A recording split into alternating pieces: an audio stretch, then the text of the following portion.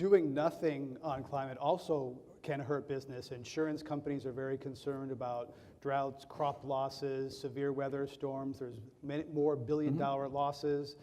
In fact, there's something called the Climate Declaration. This is General Motors, Microsoft, Intel, Unilever, Starbucks, Disney have called for a coordinated effort to combat climate change, in part because of the opportunity, in part because it's hurting business today.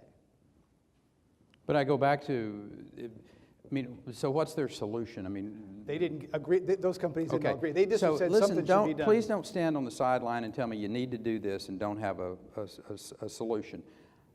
We have historically addressed the big issues that face this country, have faced this world. America has been where these answers come from.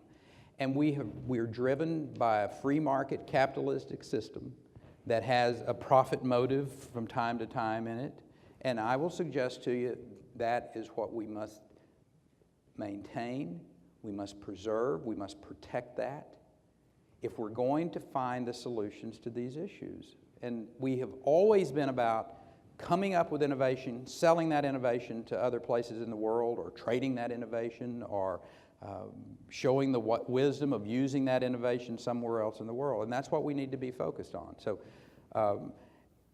I am quite bullish on the future of the globe. I'm quite bullish about the solutions to our environmental concerns are somewhere in a brilliant, thoughtful mind in America, and we need to promote that every day. And one of those minds that you cited, George Shultz, his answer is a carbon tax.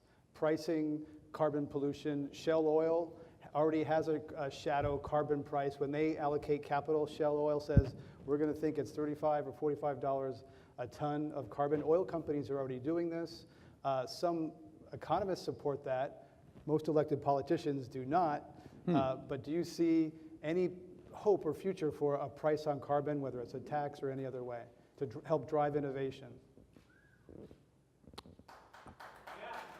I think we have enough resources in this country, if they're allocated properly, to fund the innovation that's in place. I'm not a big believer that you have to go raise a new tax to go pay for. We haven't done that in our home state. Matter of fact, we have grown quite a substantial economy over the course of the last 14 years without raising new taxes. We've done it by growth. We've kept a downward pressure upon spending. So my answer is no.